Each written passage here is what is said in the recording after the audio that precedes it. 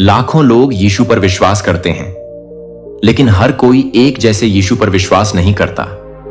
Bible में जो यीशु बताया गया है वह कुरान में दिखाई देने वाले यीशु से अलग है। बाइबल और कुरान दोनों ही यीशु का जिक्र करते हैं, उन्हें पहचानते हैं और उनका सम्मान करते हैं। दोनों के अनुसार यीशु मरियम से जन्मे थे, चमत्कार किए थे और एक दिन फिर से लौटेंगे। लेकिन 7 बड़ी बातें हैं जो मसीही धर्म के यीशु को इस्लाम के यीशु से अलग करती हैं। यीशु के बारे में बाइबल और कुरान के बीच के फर्क को अच्छे से समझने के लिए हमें समय में थोड़ा पीछे जाना पड़ेगा। हमें उन दिनों में जाना होगा जब भविष्यवक्ताओं का समय था। बाइबल में यीशु की कहानी उनके जन्म से भी बहुत पहले शुरू होती है। सच तो यह है कि उनके जन्म से करीब 800 साल पहले एक भविष्यवक्ता ने उनके आने की भविष्यवाणी की थी। भविष्यवक्ता यशायाह ने लिखा था, इसलिए खुद प्रभु तुम्हें एक संकेत देंगे। देखो, एक कुंवारी गर्भवती होगी और एक पुत्र को जन्म देगी और उसका नाम इमैनुअल रखा जाएगा। और यशायाह अकेले नहीं थे। भविष्यवक्ता मीका ने भी उनके जन्म स्थान के बारे में पहले ही बता दिया था। लेकिन हे बेतलेहम एफ्राथा, हालांकि तू यहूदा के परिवारों में छोटा है, तुझ में से वह निकलेगा जो इजराइल पर शासन करेगा। भविष्यवक्ताओं ने इसमें कोई शक नहीं छोड़ा था।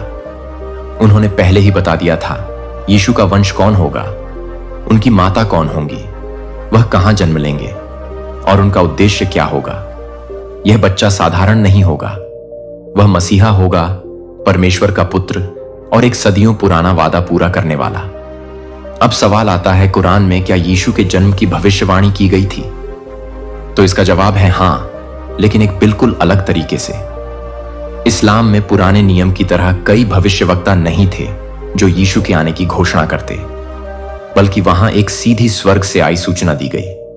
और सूरा 3 में लिखा है, जब फरिश्ते ने कहा, ए मरियम, अल्लाह तुम्हें अपने एक वचन की खुशखबरी देता है, उसका नाम मसीह यीशु मरियम का बेटा होगा। उसे इस दुनिया और आखिरी दुनिया में इज्जत दी जाएगी और वह अल्लाह के करीब लाए गए लोगों में से होगा। यहां यीशु को मसीह कहा गया है, लेकिन ईश्वर का अवतार नहीं। कुरान में मसीह का मतलब है अभिषिक्त या चुना हुआ, लेकिन जैसा कि मसीही धर्म में होता है वैसा दिव्य नहीं। इस्लाम में यीशु को पहले की भविष्यवाणियों की पूर्ति के रूप में नहीं देखा जाता, क्योंकि इस्लाम में अंतिम और सच्चे भविष्यवक्ता मोहम्मद को माना जाता है। जहां बाइबल में सारी भविष्यवाणियां सीधी यीशु की ओर इशारा करती हैं, वहीं कुरान में सारे नबी अल्लाह की एकता की तरफ रास्ता दिखाते हैं और यीशु उनमें से बस एक हैं। आखिरी मंजिल नहीं, लेकिन दोनों ग्रंथ एक बात पर एक साथ आते हैं। यीशु के जन्म की घोषणा लुका 1 में हम पढ़ते हैं कि एंजेल गैब्रियल नासरत में एक कुंवारी लड़की मरियम के पास आया। उसने कहा, तुम गर्भ धारण करोगी, एक बेटे को जन्म दोगी और उसका नाम यीशु रखना। वह महान होगा और परम प्रधान का पुत्र कहलाएगा। मसीही विश्वास में यह पल सिर्फ एक नए जीवन की घोषणा नहीं था, बल्कि एक अनंत योजना का खुलासा था कि खुद परमेश्वर इंसान बनेगा। यह बच्चा उद्धार करता होगा, परमेश्वर का पुत्र। कुरान के सूर 19 में लिखा है, और किताब में मरियम का जिक्र करो। जब वह अपने परिवार से दूर पूर्व की तरफ चली गई थी, वह उनसे पर्दे के पीछे छुप गई थी। फिर हमने अपनी रूह को उसके पास भेजा, जो एक पूरी तरह से बना हुआ आदमी बनकर उसके सामने आया। मरियम डर गई और बोली, मैं तुमसे रहम करने वाले अल्लाह की पनाह मांगती हूं। अगर तुम अल्लाह से डरते हो, तब फरिश्ता उसे दिलासा देता है और कहता है, मैं बस तुम्हारे रब का एक दूत हूं, ताकि तुम्हें एक पाक और पवित्र पुत्र दिया जा सके। कुरान में स्वर्ग से आए संदेशवाहक का नाम जिब्रील है और महिला है मरियम, एक कुंवारी। लेकिन उनके मतलब में बड़ा फर्क है। बाइबल में यह बच्चा परम प्रधान का पुत्र होगा, जबकि कुरान में वह परमेश्वर का एक शुद्ध और आज्ञाकारी सेवक होगा, लेकिन ईश्वर नहीं। मुसलमानों के लिए यीशु, जिन्हें अरबी में ईसा कहा जाता है, एक अद्भुत जन्म थे, लेकिन वे परमेश्वर के पुत्र नहीं थे। वे एक नबी थे, एक चुने हुए इंसान। लेकिन मसीही विश्वास में इस घोषणा का मतलब सिर्फ एक जन्म नहीं था। यह उस पल को दिखाता है जब परमेश्वर खुद इंसान के रूप में आया। तो चलिए जानते हैं बाइबल और कुरान में यीशु के जन्म को कैसे बताया गया है। बाइबल में यीशु का जन्म एक अंधेरी रात को बेतलेहम में हुआ। मरियम जो लंबी सफर से थकी हुई थी, बड़े ही साधारण और नम्र माहौल में बच्चे को जन्म देती हैं। यीशु एक अस्तबल में जन्मे, जहां जानवरों के बीच मरियम और उनके मंगेतर यूसुफ मौजूद थे। लेकिन स्वर्ग शांत नहीं रहा। आकाश में फरिश्तों ने गीत गाए और चरवाहे पहले गवाह बने। उन्होंने सुना, आज दाऊद के नगर में तुम्हारे लिए एक उद्धारकर्ता जन्मा है, जो मसीह प्रभु है। मसीही विश्वास में यह जन्म कोई साधारण घटना नहीं थी। यह उस क्षण को दिखाता है जब परमेश्वर ने इंसानी रूप धारण किया, जब अनंतता ने मानव कमजोरी के बीच प्रवेश किया। अब चलिए कुरान की ओर चलते हैं, जहां यीशु का जन्म बिल्कुल अलग माहौल में होता है, जो बाइबल की कहानी से बहुत अलग है। यीशु बेतलहम में जन्म नहीं लेते, ना किसी अस्तबल में, ना जानवरों के बीच, बल्कि उनका जन्म एक खजूर के पेड़ के नीचे पूरी तरह अकेलेपन में होता है। मरियम अकेली थी, ना उनके साथ यूसुफ थे, ना कोई चरनी, ना कोई चरवाहे। तो मरियम ने उसे गर्भ में लिया और एक दूर के स्थान पर चली गई। जब प्रसव पीड़ा ने उन्हें घेरा, तो वह एक खजूर के पेड़ के तने के पास आ गई और उन्होंने कहा, काश मैं इससे पहले ही मर गई होती और लोगों की नजरों से बिल्कुल भुला दी गई होती। कुरान में मरियम बिल्कुल अकेली दिखाई देती है। अपने दर्द में वह निराशा में पुकार उठती है। लेकिन फिर खुदा हस्तक्षेप करता है। फिर एक आवाज उनके नीचे से आई, घबराओ नहीं, तुम्हारे रब ने तुम्हारे पैरों के नीचे एक नहर बहा दी है। अब खजूर के पेड़ के तने को अपनी तरफ हिलाओ तो तुम्हारे ऊपर ताजे पके खजूर गिरेंगे। इन्हें खाओ, पानी पियो और खुश रहो। यहां कोई गवाह नहीं थे, ना आकाश में कोई रोशनी चमक रही थी, ना फरिश्तों का कोई गाना सुनाई दे रहा था। यह दृश्य ना तो सार्वजनिक था और ना ही भव्य। यहां कोई भीड़ इकट्ठा होकर खुशी नहीं मना रही थी। यह एक बहुत ही निजी और प्यारा चमत्कार था, जहां खुदा ने अपनी दासी को सीधे ढाढ़स बंधाया और उसे ताजे पानी और खजूरों से ताकत दी, जो खजूर के पेड़ से गिरे थे। कुरान में यीशु के जन्म का सटीक पल नहीं बताया गया है। ना तो जन्म की प्रक्रिया का जिक्र है, ना बच्चे के दिखने का, और ना ही इस बात का कि उसका स्वागत कैसे हुआ। अगली बात जो हम पढ़ते हैं वह यह है, मरियम अपने लोगों के पास लौटती हैं, अपने नवजात बच्चे को बाहों में लिए हुए, और फिर कुछ अद्भुत होता है। एक ऐसी बात जो बाइबल में कहीं नहीं बताई गई है। जब लोग मरियम को बच्चे के साथ देखते हैं तो वे सवाल उठाते हैं, शक करते हैं और उन पर आरोप लगाते हैं। मरियम चुप रहती है, लेकिन वह अकेली नहीं थी। खुद यीशु, जो उस समय सिर्फ एक नन्हा बच्चा था, झूले से बोल पड़ता है, सचमुच मैं अल्लाह का सेवक हूं। उसने मुझे किताब दी है और मुझे नबी बनाया है। एक नवजात बच्चा पूरी गंभीरता के साथ बोलता है, अपनी मां का बचाव करता है और अपने मिशन की घोषणा करता है। इस दृश्य में कहीं भी उसकी ईश्वरीय पहचान का ऐलान नहीं होता, बल्कि एक साफ मकसद दिखाई देता है। यीशु एक नबी हैं, परमेश्वर के सेवक हैं जो एक संदेश लेकर भेजे गए हैं। बाइबल और कुरान दोनों एक बात पर सहमत हैं। यीशु का जन्म मरियम से हुआ, एक चमत्कारी जन्म जिसमें किसी इंसानी हस्तक्षेप की जरूरत नहीं पड़ी। लेकिन उनके जन्म की कहानी के विवरण में बहुत फर्क है। बाइबल में यीशु का जन्म एक असली जगह पर हुआ, बेतलेहम के छोटे से शहर में, जैसा कि भविष्यवक्ता मीका ने पहले से भविष्यवाणी की थी। यहां यीशु का जन्म परमेश्वर के पुत्र के रूप में होता है और उनका आना एक पुराने वादे की पूर्ति की शुरुआत को दिखाता है। वहीं दूसरी ओर कुरान में किसी खास जन्म स्थान का जिक्र नहीं किया गया, बल्कि एक खजूर के पेड़ के नीचे जन्म की कहानी बताई गई है। यहां यीशु अल्लाह के एक नबी के रूप में जन्म लेते हैं और नवजात अवस्था में ही अपने पहले शब्द बोलते हैं, गवाही देते हैं और झूले से ही एक नबी की तरह बोलते हैं। यही है वह बुनियादी फर्क बाइबल के यीशु और कुरान के ईसा के बीच। बाइबल इस सवाल का बिना किसी झिझक के जवाब देती है। यूहन्ना के पहले ही वाक्य में लिखा है, आदि में वचन था और वचन परमेश्वर के साथ था और वचन परमेश्वर था और वचन देह बना और हमारे बीच में निवास किया। बाइबल में यीशु पूरे कहानी के सेंटर में है। उन्हीं के इर्द गिर्द सब कुछ घूमता है। उत्पत्ति से लेकर प्रकाशित वाक्य तक पूरा शास्त्र उनके बारे में ही बताता है। यीशु की भविष्यवाणी यशायाह ने की थी, उनकी घोषणा गैब्रियल ने की थी। उन्हें प्रिय पुत्र के रूप में प्रकट किया गया, क्रूस पर चढ़ाया गया, तीसरे दिन फिर से जीवित हुए और एक दिन राजा बनकर लौटने का वादा किया। यीशु सिर्फ एक शिक्षक नहीं है, वह सिर्फ एक नबी भी नहीं है, वह परमेश्वर के पुत्र हैं। त्रित्व का दूसरा व्यक्ति, उद्धारकर्ता मसीह, वह मेमना जो दुनिया का पाप उठा लेता है। मसीही विश्वास में यीशु खुद परमेश्वर का अवतार है। वह आदि और अंत है, शुरुआत और अंत दोनों। उनका उद्देश्य सिर्फ शिक्षा देना नहीं था, बल्कि छुड़ाना था। वे केवल सुधारने नहीं आए थे, बल्कि मानवता को परमेश्वर से मेल कराने आए थे, अपने बलिदान और पुनरुत्थान के द्वारा। लेकिन कुरान में इसका जवाब कुछ अलग है। यीशु, जिन्हें ऐसा कहा जाता है, ना तो परमेश्वर हैं, ना ही परमेश्वर के पुत्र हैं, और ना ही वे ट्रिनिटी का हिस्सा हैं। इस्लाम में ऐसा मानना शर्क कहलाता है, यानी अल्लाह के साथ किसी और को जोड़ना, और यह इस्लाम में सबसे बड़ा पाप माना जाता है। कुरान में ईसा मरियम के बेटे को सबसे बड़े नबियों में गिना जाता है। उनका जन्म चमत्कारी ढंग से हुआ था और वे जन्म से ही पवित्र थे। खुदा ने उन्हें बिना किसी इंसानी दखल के पैदा किया था, लेकिन साथ ही यह भी साफ कर दिया था, ईसा ना तो उसका बेटा है और ना ही उसका कोई हिस्सा।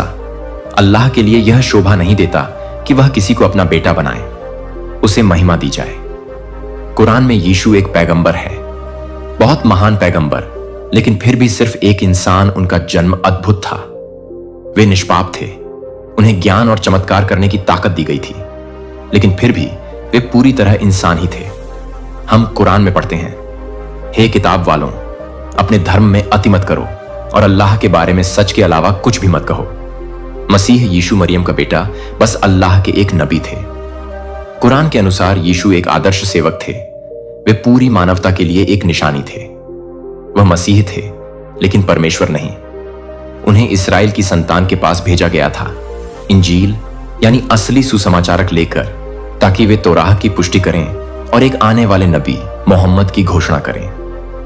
बाइबल में यीशु पापों को क्षमा करते हैं, पानी पर चलते हैं, लोगों की आराधना स्वीकार करते हैं और खुद कहते हैं, जिसने मुझे देखा है उसने पिता को देखा है। कुरान में यीशु बचपन से ही बोलते हैं।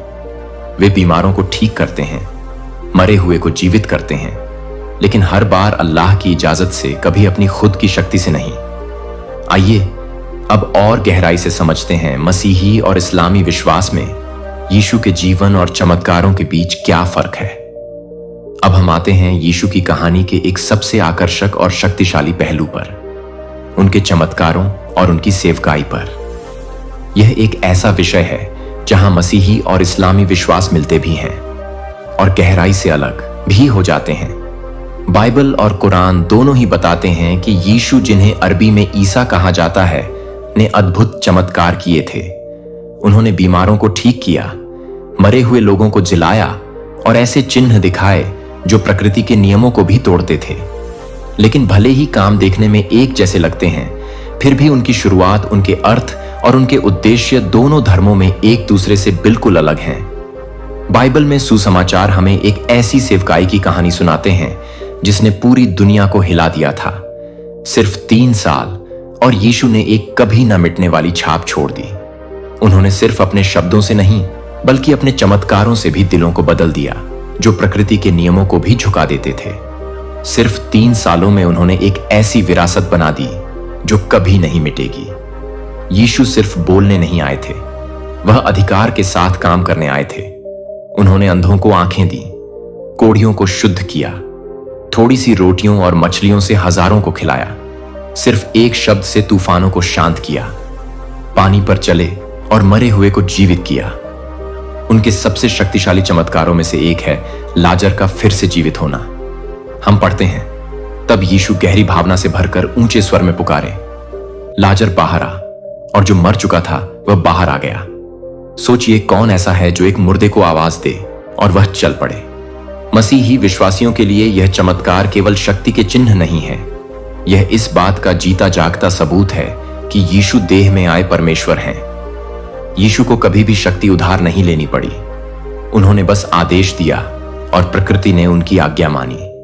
बाइबल में हम देखते हैं यीशु पापों को क्षमा करते हैं, अपनी खुद की शक्ति से मृतकों को जलाते हैं और परमेश्वर के राज्य की घोषणा पूर्ण अधिकार के साथ करते हैं। उनकी सेवकाई ने एक आत्मिक क्रांति को जन्म दिया। इसीलिए उन्हें गहरे प्यार भी मिला और गहरी नफरत भी। और अब चलिए सुनते हैं कि कुरान क्या कहता है। इस्लाम में भी यीशु ने चमत्कार किए, और कुछ चमत्कार तो वही हैं जो बाइबल में दर्ज है। लेकिन एक बहुत महत्वपूर्ण फर्क है, हर चमत्कार अल्लाह की अनुमति से होता है। यह बात कुरान में बार बार दोहराई जाती है, यह साफ कर देने के लिए कि ईसा अपनी खुद की शक्ति से काम नहीं करते, बल्कि एक आज्ञाकारी नबी के रूप में अल्लाह की सेवा करते हैं। सूरह 3 में लिखा है, मैं तुम्हारे पास तुम्हारे रब की ओर से एक निशानी लेकर आया हूं। मैं तुम्हारे लिए मिट्टी से एक पक्षी की शक्ल बनाऊंगा, फिर उसमें फूंक मारूंगा और वह अल्लाह की अनुमति से उड़ने लगेगा।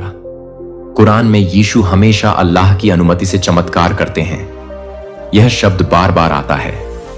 कुरान में बताए गए चमत्कारों में शामिल है अंधों को ठीक करना, कोढ़ियों को चंगा करना, मरे हुए को जीवित करना, और 2 ऐसे अद्भुत चमत्कार जिनका बाइबल में जिक्र नहीं है।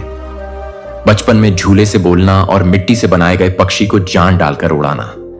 यीशु ने ऐसे चमत्कार किए जो साफ दिखाते हैं कि वह बाकी नबियों से अलग थे। लेकिन यह इसलिए नहीं था कि वह खुद परमेश्वर थे, बल्कि इसलिए क्योंकि अल्लाह ने उन्हें यह करने की अनुमति दी थी। यहां तक कि झूले से बोलना, जो बाइबल में नहीं बताया गया, कुरान में एक बहुत खास चमत्कार के रूप में दर्ज है। कुरान में यीशु साफ कहते हैं, सचमुच मैं अल्लाह का सेवक हूं। उसने मुझे किताब दी है और मुझे नबी बनाया है। यह काम उनके अनोखे और पवित्र स्वभाव को दिखाते हैं, जो उन्हें बाकी नबियों से अलग करते हैं। लेकिन यह काम उनकी दिव्यता का सबूत नहीं बनते, बल्कि कुरान साफ चेतावनी देता है।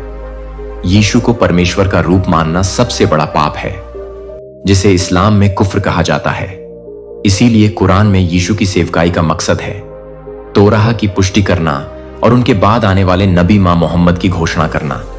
कुरान के अनुसार यीशु एक सच्चे और वफादार नबी थे। उन्हें खुदा ने शक्ति दी थी और वे एक बड़ी भविष्यवाणी की योजना का हिस्सा थे। लेकिन बाइबल में यीशु की सेवकाई एक सीधा रास्ता दिखाती है जो क्रूस की ओर जाता है।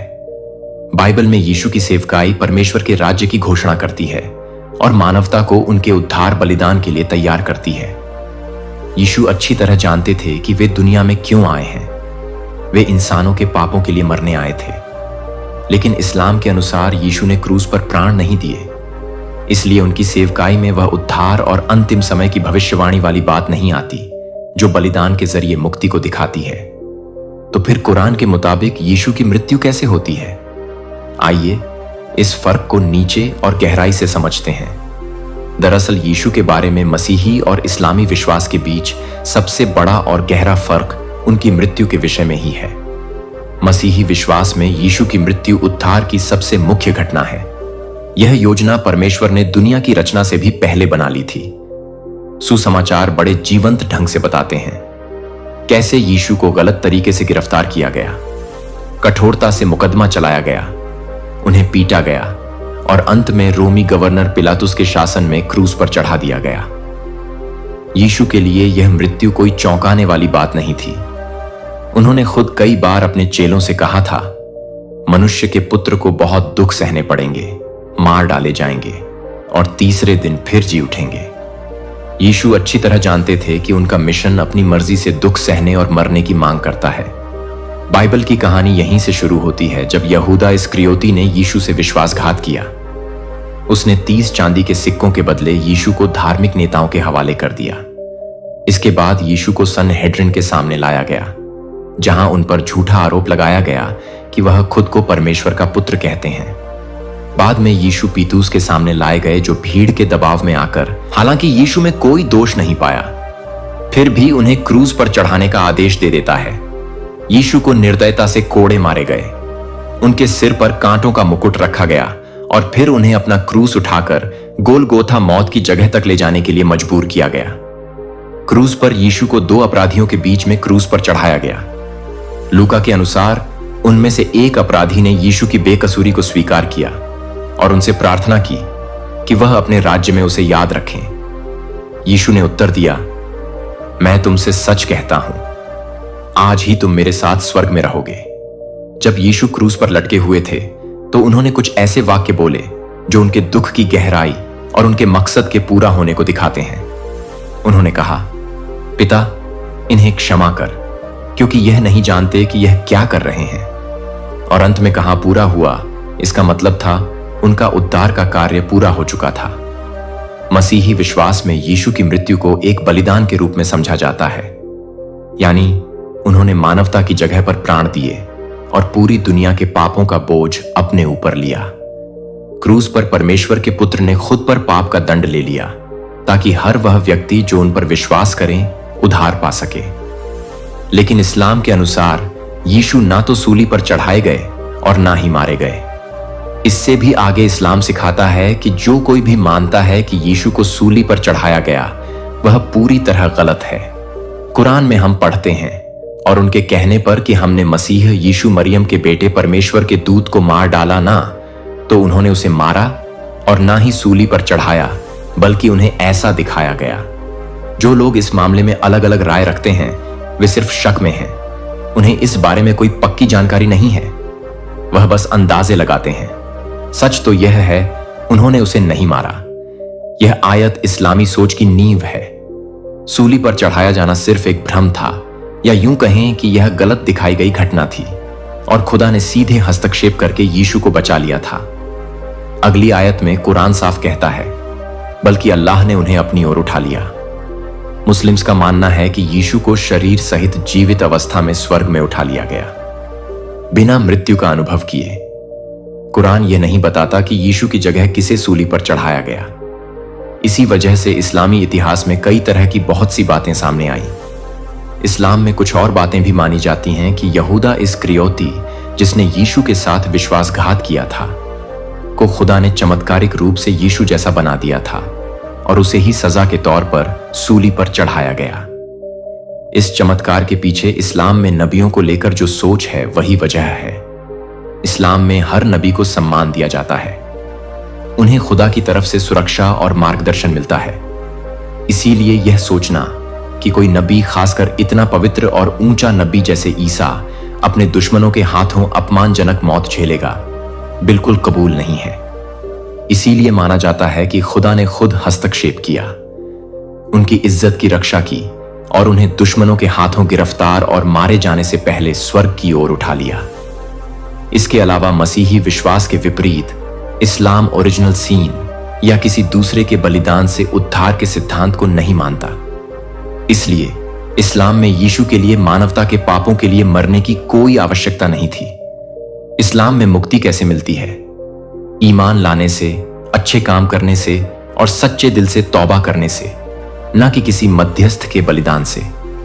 इसी कारण मुसलमानों के अनुसार यीशु को खुदा ने आसमान की ओर उठा लिया था और क्रूस पर चढ़ाए जाने की घटना या तो एक भ्रम थी या फिर एक गलतफहमी।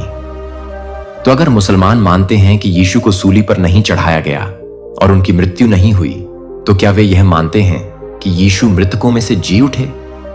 आइए इसका जवाब ढूंढते हैं। यीशु का पुनरुत्थान मसीही विश्वास का सबसे बड़ी और सबसे खास घटना है। बाइबल के अनुसार यीशु कब्र में नहीं रहे। क्रूस पर चढ़ाए जाने के तीसरे दिन वह शारीरिक रूप से जी उठे, मौत, पाप और कब्र की शक्ति पर विजय पाते हुए। यह घटना न केवल उनकी दिव्यता को साबित करती है, बल्कि मसीही आशा की बुनियाद भी रखती है। अगर मसीह सचमुच जी उठे, तो इसका मतलब है कि अनंत जीवन सच्चा है और अब मृत्यु अंतिम शब्द नहीं है। पुनरुत्थान की कहानी चारों सुसमाचारों में दर्ज है। सप्ताह के पहले दिन की बहुत सुबह मरियम मगदलिनी और कुछ अन्य स्त्रियां कब्र पर पहुंची, लेकिन पत्थर लुढ़ा हुआ था और यीशु का शरीर वहां नहीं था। फिर एक स्वर्गदूत ने उनसे कहा, डरो मत, मैं जानता हूं कि तुम यीशु को ढूंढ रहे हो जो सूली पर चढ़ाए गए थे। वह यहां नहीं है, क्योंकि वह जी उठा है, जैसा कि उसने कहा था। वे महिलाएं ये खुशखबरी देने के लिए भागी और थोड़ी ही देर में यीशु खुद प्रकट हुए। पहले मरियम मगदलिनी को, फिर अपने चेलों को और बाद में 500 से भी ज्यादा लोगों को।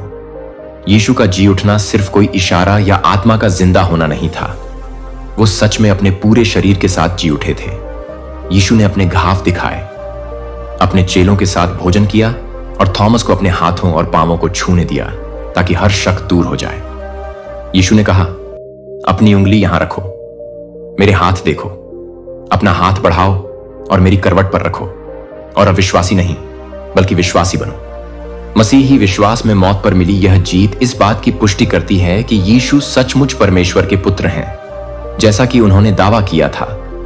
पुनरुत्थान यीशु की सेवकाई, उनकी शिक्षा और उनके बलिदान पर परमेश्वर की अंतिम मोहर है। अगर पुनरुत्थान ना हुआ होता तो क्रूस की कहानी बस एक दुखद घटना बनकर रह जाती, लेकिन पुनरुत्थान ने उसे अनंत जीवन तक पहुंचने का पुल बना दिया। पुनरुत्थान के बाद यीशु ने 40 दिन तक अपने चेलों को शिक्षा दी, उन्हें सुसमाचार फैलाने के लिए तैयार किया और पवित्र आत्मा के आगमन का वादा किया। अंत में यीशु स्वर्ग की ओर उठाए गए, पराजित शहीद के रूप में नहीं, बल्कि एक महान राजा के रूप में। तब से अब तक मसीही लोग यह मानते आए हैं कि यीशु जीवित हैं, राज्य कर रहे हैं, अपने लोगों के लिए मध्यस्थता कर रहे हैं और एक दिन वे फिर लौटेंगे जीवितों और मृतकों का न्याय करने के लिए। इस्लाम में मसीही विश्वास के अनुसार यीशु के पुनरुत्थान की बात नहीं मानी जाती। कुरान साफ तौर पर कहता है कि यीशु की मृत्यु क्रूस पर नहीं हुई थी, और जब मौत ही नहीं हुई तो पुनरुत्थान की जरूरत भी नहीं थी। इस्लाम यीशु के स्वर्गारोहण को मानता है, लेकिन पुनरुत्थान को नहीं, क्योंकि यीशु ना तो मरे थे और ना ही कब्र में रखे गए थे, इसलिए उन्हें वापस जीवन में लाने की जरूरत नहीं थी। यीशु को जीवित अवस्था में बिना मौत का अनुभव किए स्वर्ग की ओर उठा लिया गया, और वह आज भी वहीं है, समय के अंत में लौटने का इंतजार कर रहे हैं। तो क्या बाइबल और कुरान दोनों यीशु के फिर से आने की बात करते हैं? मसीही और इस्लामी विश्वास दोनों इस बात पर सहमत हैं कि यीशु फिर आएंगे, लेकिन यहां आकर समानताएं खत्म हो जाती हैं और एक गहरा फर्क सामने आता है। मसीही विश्वास में यीशु का दूसरा आगमन बेहद महिमामय होगा। वह फिर से नासरत के एक साधारण बढ़ाई के रूप में नहीं आएंगे, ना ही वह दुख उठाने वाले आदमी के रूप में लौटेंगे। वह राजाओं के राजा और प्रभुओं के प्रभु के रूप में आएंगे। उनकी आंखें आग की तरह जलती होंगी। वह एक सफेद घोड़े पर सवार होकर आएंगे और न्याय उनकी पहचान की तरह लहराएगा। यीशु ने खुद स्पष्ट रूप से कहा था, मैं फिर आऊंगा और तुम्हें अपने पास ले लूंगा, ताकि जहां मैं हूं वहां तुम भी रहो। यह आगमन गुप्त नहीं होगा, यह अदृश्य नहीं होगा। हर आंख उन्हें देखेगी, हर घुटना उनके सामने झुकेगा। प्रकाशित वाक्य की किताब में यह लिखा है, मैंने स्वर्ग को खुला देखा और देखो, एक सफेद घोड़ा था जो उस पर बैठा था। उसे विश्वासी और सच्चा कहा जाता है। उसकी आंखें आग की ज्वाला के समान थीं और उसके सिर पर कई मुकुट थे, और उसके वस्त्र और जांघ पर लिखा था, राजाओं का राजा और प्रभुओं का प्रभु। यही वही यीशु हैं जिन पर थूका गया था, जिनका मजाक उड़ाया गया था और जिन्हें क्रूस पर चढ़ाया गया था। अब वही यीशु स्वर्गीय ताकत के साथ लौटेंगे। स्वर्ग की सेनाएं उनके साथ होंगी। वह न्याय पाने वाले के रूप में नहीं, बल्कि न्याय करने वाले के रूप में आएंगे। वह इस बार अस्वीकार किए जाने के लिए नहीं, बल्कि राज्य करने के लिए लौटेंगे। उनका आगमन समय के अंत का संकेत होगा। मरे हुए फिर से जी उठेंगे, पुस्तकें खोली जाएंगी और हर इंसान सच का सामना करेगा। यीशु सिर्फ बुराई को नष्ट करने नहीं आएंगे, वह एक ऐसा अनंत राज्य स्थापित करेंगे जहां सच्चाई, शांति और महिमा होगी, जहां ना मौत होगी, ना शोक और ना ही कोई दर्द। एक नया स्वर्ग और एक नई पृथ्वी प्रकट होगी और यीशु युगों युगों तक राज्य करेंगे। लेकिन इस्लाम भी यीशु का इंतजार कर रहा है, लेकिन ना तो परमेश्वर के पुत्र के रूप में, ना उद्धारकर्ता के रूप में और ना ही सूली पर चढ़ाए गए के रूप में, बल्कि उस नबी के रूप में जो कभी मरे ही नहीं थे और जो अंतिम समय में जीवित स्वर्ग से उतरेंगे। हदीसों के अनुसार जो पैगंबर मोहम्मद के वचन हैं, यीशु फिर आएंगे, सलीब को तोड़ेंगे, दज्जाल झूठे मसीहस को मारेंगे और साफ घोषणा करेंगे कि वे कभी भी ईश्वर नहीं थे। हां, यीशु लौटेंगे, लेकिन एक केंद्रीय हस्ती के रूप में नहीं, बल्कि इस्लाम के एक आज्ञाकारी सेवक के रूप में। और भले ही कुरान में उनके लौटने का पूरा विवरण नहीं दिया गया है, लेकिन एक साफ भविष्यवाणी जरूर की गई है। किताब वालों में से ऐसा कोई नहीं रहेगा जो अपनी मौत से पहले यीशु पर ईमान ना लाए, और कयामत के दिन यीशु उनके खिलाफ गवाही देंगे। सदियों से मुस्लिम विद्वान इस आयत को यीशु के भविष्य में उतरने की भविष्यवाणी मानते हैं।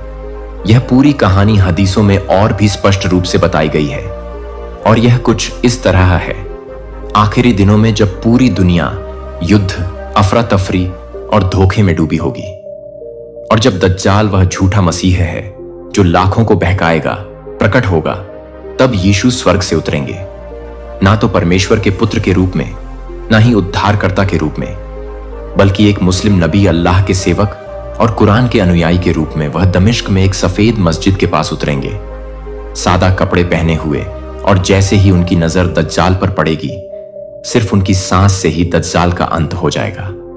यीशु सलीब को तोड़ेंगे, जिसे इस्लाम में अस्वीकार किया गया है, सूअर को मारेंगे जो हराम का प्रतीक है, और जिजिया को खत्म कर देंगे, क्योंकि अब उसकी कोई जरूरत नहीं रहेगी। पूरी धरती पर सिर्फ इस्लाम ही एकमात्र धर्म रह जाएगा। यीशु मुसलमान की तरह नमाज पढ़ेंगे, मुसलमान की तरह जिएंगे और इंसाफ से राज करेंगे, ना कि किसी ईश्वरीय राजा के रूप में, बल्कि एक साधारण इंसान के रूप में जो पूरी तरह अल्लाह की इच्छा के अधीन होगा। और जब उनका मिशन पूरा हो जाएगा तो यीशु भी वैसे ही मरेंगे जैसे दूसरे इंसान मरते हैं। उन्हें दफनाया जाएगा, जो उनके पृथ्वी पर जीवन के अंत को दिखाएगा। इस्लाम के अनुसार ईसा का दूसरा आगमन उद्धार को पूरा करने के लिए नहीं होगा, बल्कि एक बड़ी गलती को सुधारने के लिए होगा।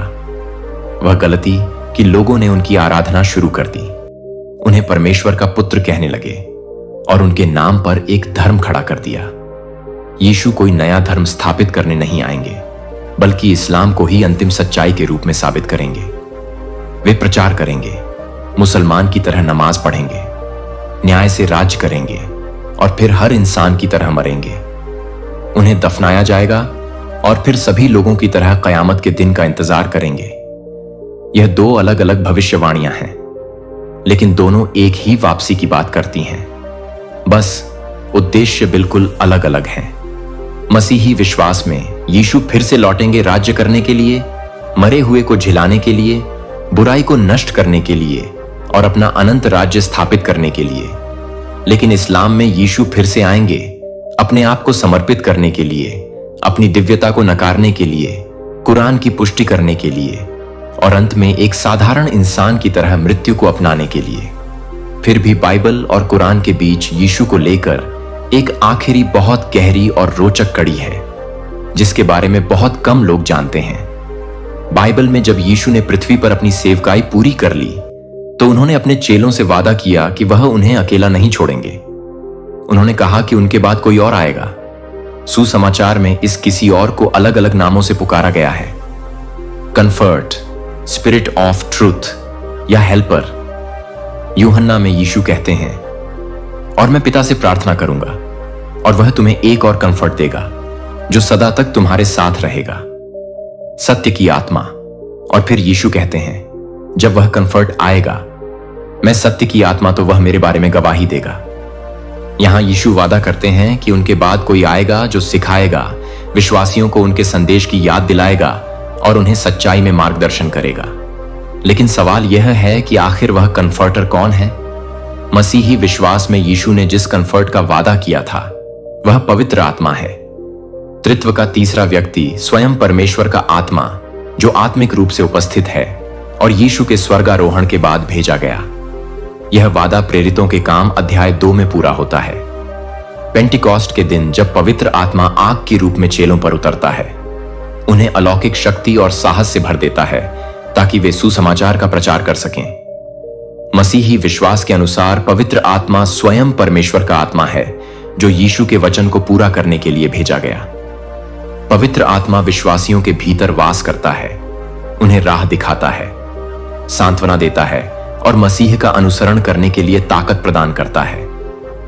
पवित्र आत्मा परमेश्वर की कभी ना छूटने वाली उपस्थिति है, जो उसके लोगों के साथ हमेशा रहती है। लेकिन इस्लाम में सुसमाचार में लिखे गए कंफर्ट को बहुत अलग तरीके से समझा जाता है। यूहन्ना में जो यूनानी शब्द आया है, वह है पैराक्लेटस, जिसका सामान्य अनुवाद है कंफर्टर या वकील। लेकिन कुछ मुस्लिम विद्वानों का कहना है कि असली लिखावट को या तो बदला गया था या फिर गलत समझा गया। उनका दावा है कि यीशु ने असल में पैराक्लूटस शब्द कहा था, जिसका अर्थ होता है प्रेस्ड वन, और प्रेस्ड वन का अर्थ अरबी में अहमद या मोहम्मद है। मुसलमान मानते हैं कि यीशु ने पवित्र आत्मा का वादा नहीं किया था, बल्कि उन्होंने एक और नबी के आने की भविष्यवाणी की थी और वे उस नबी को मोहम्मद मानते हैं। इस विश्वास का मुख्य आधार कुरान की सूरह 61 में मिलता है। वहां लिखा है कि यीशु ने कहा, हे इज़राइल की संतान, निश्चय ही मैं अल्लाह का दूत हूं जो तुम्हारे पास आया है, और मैं तुम्हें एक ऐसे दूत की शुभ सूचना देता हूं जो मेरे बाद आएगा, और उसका नाम होगा अहमद। अहमद पैगंबर मोहम्मद का एक और नाम है। अरबी भाषा में इसका अर्थ होता है जिसे बहुत तारीफ मिले। इसीलिए मुसलमानों का मानना है कि यीशु ने मोहम्मद के आने की भविष्यवाणी की थी, जो परमेश्वर के अंतिम दूत हैं, जिन्हें मुहर नबूवत यानी नबियों की मुहर कहा जाता है। इस्लाम के अनुसार यीशु ने जिन सहायक या सहारा देने वाला के आने का वादा किया था, वह पवित्र आत्मा नहीं थे बल्कि मोहम्मद थे। इस्लामी समझ के अनुसार पवित्र आत्मा कोई ईश्वरीय व्यक्ति नहीं है, बल्कि एक फरिश्ता है जिन्हें अक्सर जिब्रील कहा जाता है, जो सभी नबियों की मदद करते थे और यीशु की भी मदद की थी। बाद में मोहम्मद आखिरी संदेश कुरान लेकर आए। उन्होंने उन गलतियों को ठीक किया जो समय के साथ मसीही विश्वास में आ गई थी। मोहम्मद को नबियों की मोहर कहा जाता है, यानी परमेश्वर के अंतिम रसूल। उन्होंने पहले के संदेशों, तौराह और गोस्पल की पुष्टि की, और जो बातें बिगड़ चुकी थीं उन्हें ठीक किया। तो इस तरह मसीही और मुस्लिम दोनों इस बात पर सहमत हैं कि यीशु ने अपने बाद किसी के आने की बात कही थी। लेकिन फर्क यहां आता है, मसीही विश्वास करता है कि यीशु ने पवित्र आत्मा के आने की भविष्यवाणी की थी, जबकि इस्लाम मानता है कि यीशु ने अंतिम नबी मोहम्मद के आने की घोषणा की थी, जो परमेश्वर का अंतिम संदेश पूरा करने, भविष्यवाणी के चक्र को बंद करने और मानवता का मार्गदर्शन करने आएंगे। अब जब आप यह 7 बड़े फर्क जान गए हैं, तो एक सवाल उठता है, क्या सिर्फ एक नाम यीशु इतनी अलग अलग कहानियों को साथ ले सकता है? अपने विचार कमेंट में जरूर बताइए। क्या आप पहले से इन फर्कों को जानते थे? आपके हिसाब से कौन सा फर्क सब कुछ बदल देता है? कैसे हो सकता है कि 2 धर्म इतने मिलते जुलते भी हों और फिर भी एक दूसरे से इतना अलग सोचते हो? अगर इस वीडियो ने आपकी आंखें एक नए नजरिए से खोली हैं, तो इसे जरूर शेयर कीजिए, क्योंकि यह सिर्फ इतिहास नहीं है, यह एक प्रकट किया गया सत्य। आज मैं तुझसे एक गहरी बात कहना चाहता हूं। तू जब भी टूटा, जब भी अकेला महसूस किया, समझ ले मैं वहीं था, तेरे साथ, तेरे भीतर। तेरे सवाल दूसरों को असहज करते हैं, क्योंकि तू वो देखता है जो औरों की नजरों से छुपा रहता है। तू वो महसूस करता है जो यह दुनिया महसूस करने से डरती है। लोगों ने तुझसे कहा कि तू ज्यादा सोचता है, ज्यादा महसूस करता है, मगर उन्होंने यह नहीं समझा कि तेरा यही ज्यादा तुझे असल में खास बनाता है। तेरे लिए यह दुनिया छोटी पड़ गई क्योंकि तेरा मकसद बड़ा है। तू इस भीड़ में खोने के लिए नहीं आया। तू वो है जो रोशनी बनकर दूसरों का रास्ता दिखाएगा। तू इस व्यवस्था को ज्यों का त्यों स्वीकार करने के लिए नहीं आया, तू इसे बदलने आया है। जब तू थक जाए तो याद रखना, तू अकेला नहीं है। तेरे जैसे और भी हैं जो जाग रहे हैं, जो रास्ता बना रहे। मेरे चुने हुए अजय योद्धाओं, आज हम एक ऐसी यात्रा पर निकल रहे हैं जो तुम्हारी रगों में आग भर देगी, तुम्हारी आत्मा को झकझोर देगी और तुम्हें ब्रह्मांड की सबसे चमकदार रोशनी में खड़ा कर देगी। ब्रह्मांड हमेशा अपने वादों का हिसाब चुकाता है, और जब वह कर्ज उतारने निकलता है तो सबसे ताकतवर, सबसे गूंजने वाला तूफान भेजता है, सिर्फ यह चीख चीख कर बताने के लिए कि तुम हमेशा से महानता के लिए बने थे। मैं तुम्हें कुछ ऐसा बताने जा रहा हूं जो तुम्हारे दिल को हिलाकर रख देगा और तुम्हारी आंखों में चमक ले आएगा। वैज्ञानिकों ने खोजा कि जब सालों तक गायब रहने के बाद भेड़ियों का झुंड जंगल में लौटता है, तो प्रकृति एक जादुई नाच शुरू करती है। नदियां गीत गाती हैं, पेड़ आसमान को चूमते हैं और शिकार का संतुलन वापस आ जाता है। यह सब इसीलिए क्योंकि प्रकृति की एक शक्ति, एक अनमोल योद्धा संतुलन बहाल करने लौटा। और सुनो मेरे प्यारे दोस्त, तुम वही भेड़िया हो। सालों से तुम जहरीले सांपों के जाल में फंसे रहे, वे चालबाज जो बाहर से मुस्कुराते थे, लेकिन अंदर से तुम्हारी दयालुता को कमजोरी समझकर उसका हथियार बनाते थे। उन्होंने तुम्हारी चुप्पी को अपनी जीत समझा, तुम्हारे अकेलेपन पर सट्टा लगाया और दांव खेला कि कोई तुम्हारे लिए कभी नहीं आएगा। ओ कितनी भयंकर भूल!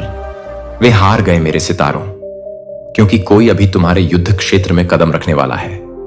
आंखों में बिजलियां, सीने में ज्वाला और होठों पर तुम्हारा नाम, और सबसे मस्त बात, वे किसी की परमिशन नहीं मांग रहे। कोई डिप्लोमेसी नहीं, कोई डील नहीं, वे तुम्हारी रक्षा के लिए आसमान भी फाड़ देंगे। और रुक जाओ, क्योंकि यह कोई साधारण हाय हेलो टाइप का रक्षक नहीं है। यह वाला सबूतों की पोटली, आध्यात्मिक हथौड़े और थोड़ी सी मस्ती भरी जिद के साथ आता है। वो टाइप जो तुम्हारे दुश्मनों का नाम लेकर उन्हें बेनकाब करता है, पॉपकॉर्न खाता है और मजे लेता है। उनके साथ तुम्हारी जिंदगी में समृद्धि का सुनामी आने वाला है। कोई हल्की फुल्की बरसात नहीं, बल्कि हर चुपके से लड़ी लड़ाई, हर निगले हुए विश्वासघात और हर उस पल का दैवीय हिसाब जब तुमने टूटे दिल के बावजूद सिर ऊंचा रखा। यहीं रुको, क्योंकि जो मैं बताने जा रहा हूं वह तुम्हारे अकेलेपन का राज खोलेगा, तुम्हारी समृद्धि की देरी का रहस्य उजागर करेगा और बताएगा कि तुम्हारे दुश्मन अचानक क्यों बेचैन हो रहे हैं। वे इसे महसूस कर रहे हैं और अब तुम्हारी बारी है। बम तैयार हो? चलो इस आग में कूद पड़ते हैं। इससे पहले कि हम इसकी गहराइयों में उतरें, एक पल रुककर मैं तुम सबका दिल से धन्यवाद करना चाहता हूं, जिन्होंने इस पवित्र मिशन को अपने प्रेम, प्रार्थनाओं और उदारता से सहयोग दिया। खासकर उन लोगों का जिन्होंने सुपर थैंक्स बटन के जरिए योगदान दिया और हमारे channel the chosen one channel को लाइक किया और सब्सक्राइब किया। तुम्हारा समर्थन सिर्फ सराहनीय नहीं, यह इस मिशन की रीढ़ है। तुम सिर्फ समर्थक नहीं, इस ईश्वरीय पुकार के सच्चे साझीदार हो। मेरे हृदय की गहराइयों से धन्यवाद। नंबर 1, तुम्हारा रक्षक कोई नया मेहमान नहीं, बल्कि पुरानी आत्मा का तूफानी अवतार है। जो योद्धा अभी तुम्हारी ढाल बनकर सामने आ रहा है, वह कोई रैंडम किरदार नहीं है जो अचानक टपक पड़ा हो। यह कोई नया दोस्त या लकी कोइंसिडेंस नहीं है। यह कहानी इतनी गहरी है कि सुनकर तुम्हारा दिल नाच उठेगा। इसकी आत्मा तुमसे पहले भी टकरा चुकी है, शायद अलग अलग युगों में, अलग अलग धरतियों पर, या शायद पिछले जन्मों की गलियों में। तुम दोनों का रिश्ता ऐसा है जो समय को ठेंगा दिखाता है, दूरी को हंसकर पार करता है और मृत्यु को भी चकमा दे देता है। जब तुम्हारी आत्मा ने मदद के लिए पुकारा, तो ब्रह्मांड ने भाग दौड़ नहीं की कोई नया हीरो ढूंढ ले। उसने समय के पन्ने पलटे और उस रक्षक की ऊर्जा को बुलाया जिसे तुम भूल गए थे, लेकिन जिसकी तुम्हें सख्त जरूरत थी। इसीलिए जब तुम उनसे मिलोगे, कुछ तो ऐसा होगा जो तुम्हें चिल्लाकर कहेगा, अरे मैं तुम्हें कहीं से जानता हूं। चाहे तुम उन्हें सालों से जानते हो, हफ्तों से, या बस कुछ घंटों से, वो पता नहीं क्या बात है, लेकिन ऐसा लगता है जैसे हम हमेशा से साथ थे का एहसास वह कोई सपना नहीं है। वह तुम्हारी आत्मा का जश्न है, उस अनमोल बंधन का नाच जो तुम्हारे नाम, नौकरी या टूटे दिलों के ढेर से पहले बना था। यह योद्धा तुम्हारी आत्मा के रास्ते का हिस्सा है, लेकिन सही समय का इंतजार कर रहा था। ऐसा नहीं कि उसे तुम्हारी परवाह नहीं थी। आध्यात्मिक नियम कुछ जख्मों को सहने, कुछ सबक सीखने से पहले हस्तक्षेप की इजाजत नहीं देते। तुम्हें विश्वासघात, अकेलापन और टूटन के तूफानों से गुजरना था। तुम्हें देखना था कि कौन तुम्हारे साथ खड़ा है और कौन चुपके से तुम्हारे पतन की दुआ मांग रहा है। अब जब तुमने वह सब सह लिया, यह रक्षक आजाद है कि वह मैदान में उतरे और तुम्हारी कहानी को पलट दे। जैसे तूफान जंगल की सूखी टहनियों को उड़ा देता है, उनकी मौजूदगी तुम्हारे जीवन के सारे खतरों को साफ कर देगी। और यह कोई चुपके का खेल नहीं होगा, लोग इसे महसूस करेंगे। जिन्होंने तुम्हारे खिलाफ साजिश रची, वे बिना बोले ही कांप उठेंगे, क्योंकि असली आध्यात्मिक रक्षक ऐसी ताकत लाते हैं जो दुश्मनों को बिना वजह ही घबरा देती है। नंबर 2, तुम्हारी समृद्धि को जानबूझकर रोका गया ताकि सांपों का नकाब फट जाए। सुनो मेरे सितारों, यह सच इतना तीखा है कि तुम्हारी रीढ़ में सेंध दौड़ जाएगी। तुम्हारी समृद्धि कभी रुकी नहीं थी, वह खोई नहीं, चुराई नहीं गई, ना ही किसी ब्रह्मांडीय गड़बड़ की वजह से लटकी। इसे जानबूझकर थाम लिया गया था, तुम्हें सजा देने के लिए नहीं, बल्कि तुम्हें बचाने के लिए। उच्च शक्तियां जो तुम्हारी जिंदगी की स्क्रिप्ट लिखती हैं, वे जानती थीं कि अगर तुम्हें वह सारी दौलत, वह सारी चमक, वह सारी शक्ति मिल जाती, जब तुम अभी भी उन जहरीले सांपों से घिरे थे जो तुम्हारी मेज पर बैठने के लायक नहीं थे, तो वे तुम्हें निचोड़ लेते। वे बाहर से वाह क्या बात है कहते, लेकिन अंदर से तुम्हारी बरकत को अपने फायदे के लिए लूटने की प्लानिंग करते। यह देरी तुम्हारी नाकाबिलियत की वजह से नहीं थी, तुम तो पैदा ही चमकने के लिए हुए थे। लेकिन तुम्हारे आसपास के लोग वे तैयार नहीं थे। बहुत सारे परजीवी थे, वे जो बाहर से तुम्हारी तारीफ करते थे, लेकिन अंदर से दुआ मांगते थे कि तुम उनसे आगे ना निकल जाओ। वे सिर्फ तभी सामने आते जब उन्हें कुछ चाहिए होता, और जैसे ही तुम्हें उनकी जरूरत पड़ती वे भूत की तरह गायब। अगर तुम्हारी समृद्धि पहले आ जाती तो वह तुम्हारी नहीं रहती। तुम्हें अपराध बोध, हेर फेर और भावनात्मक ब्लैकमेल के जाल में फंसाकर वह सब उन लोगों को दे देना पड़ता जिन्होंने उसे कभी कमाया ही नहीं। इसलिए ब्रह्मांड ने तुम्हें अकेलेपन, विश्वासघात और निराशा के एक लंबे कड़वे दौर से गुजारा, ताकि इन सांपों का पर्दाफाश हो सके। ऐसा नहीं कि उसे तुम्हें तकलीफ में देखकर मजा आया नहीं, उसे यह सुनिश्चित करना था कि तुम हर किसी का असली चेहरा देख लो। कोई नकाब, कोई बहाना, कोई अरे गलती हो गई।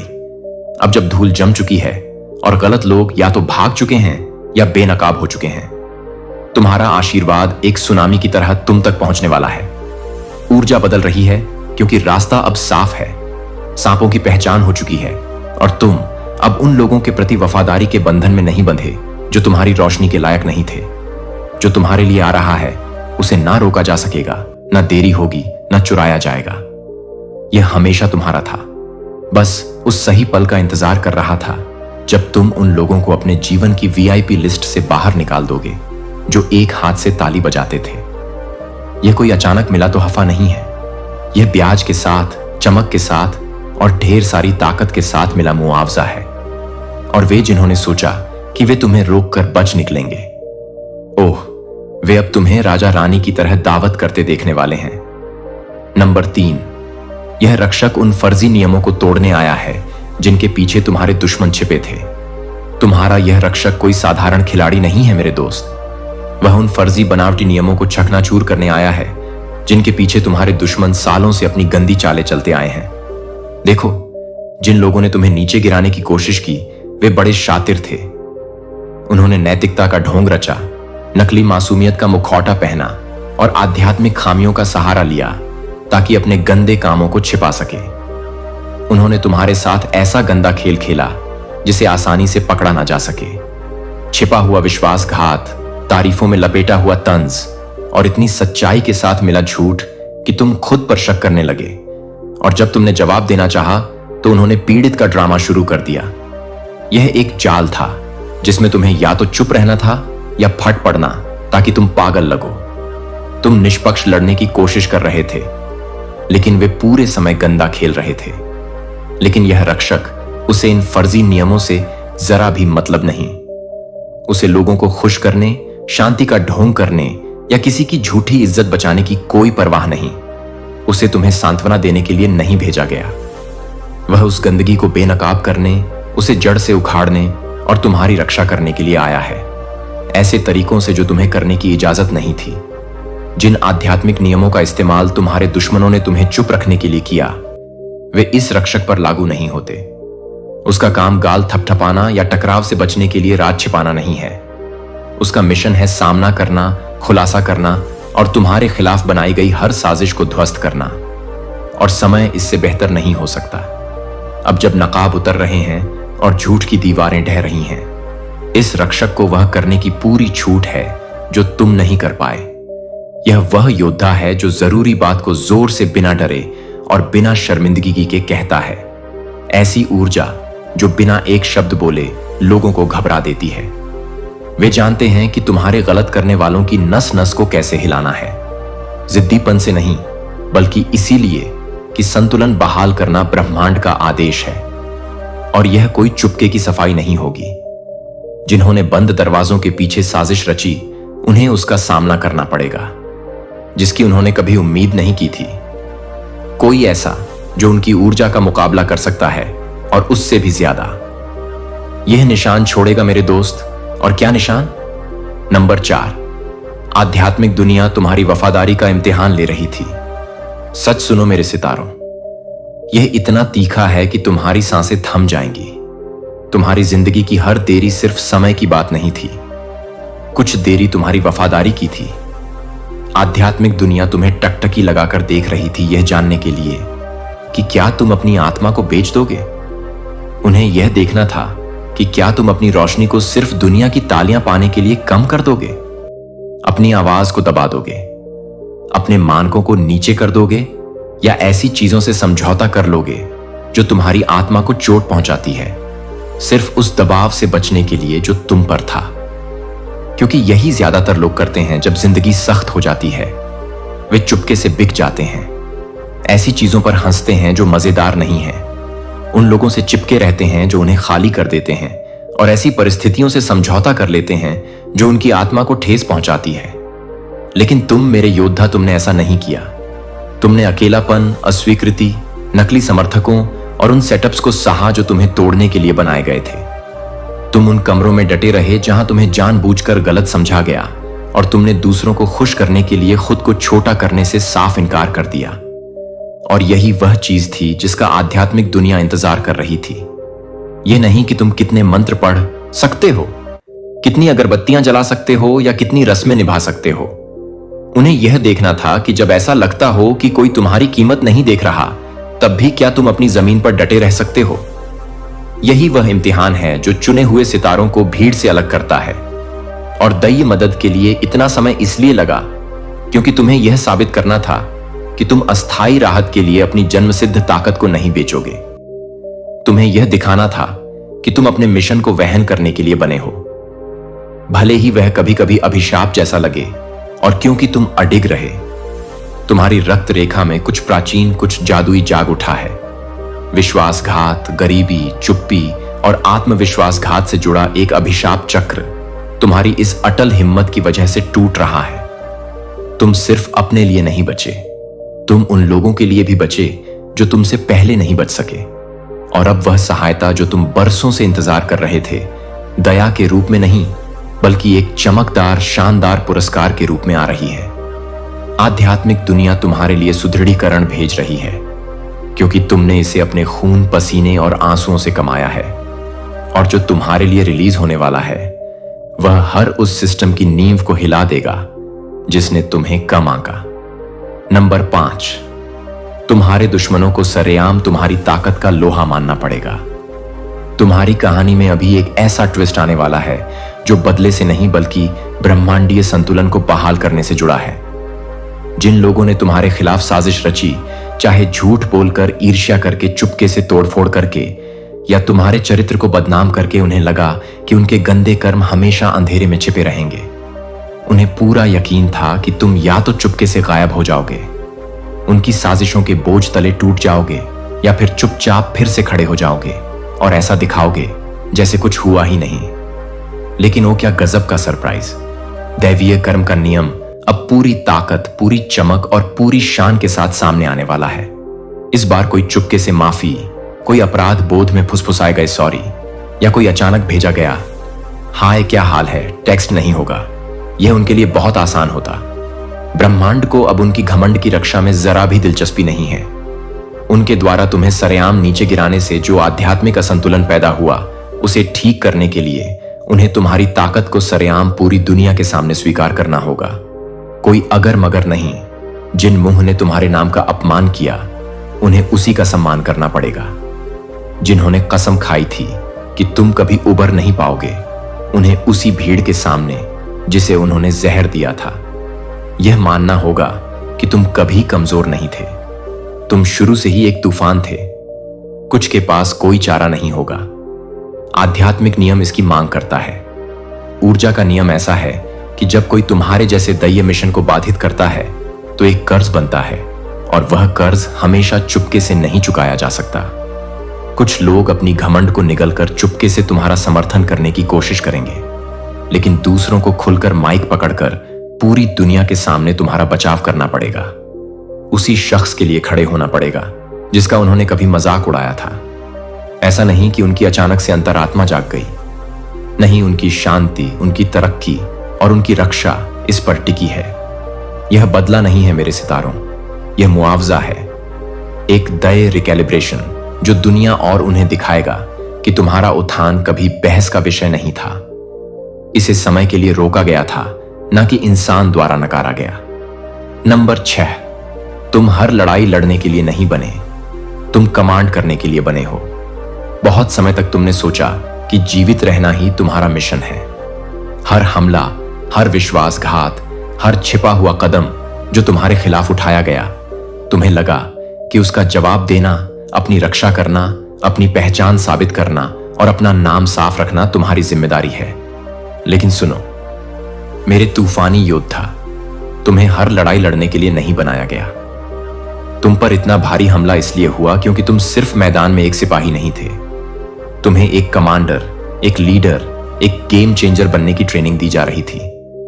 सिपाही जवाब देने के लिए ट्रेनिंग लेता है, लेकिन कमांडर वह रणनीति बनाता है, नेतृत्व करता है और ऐसे फैसले लेता है जो पूरी जंग को पलट देते हैं।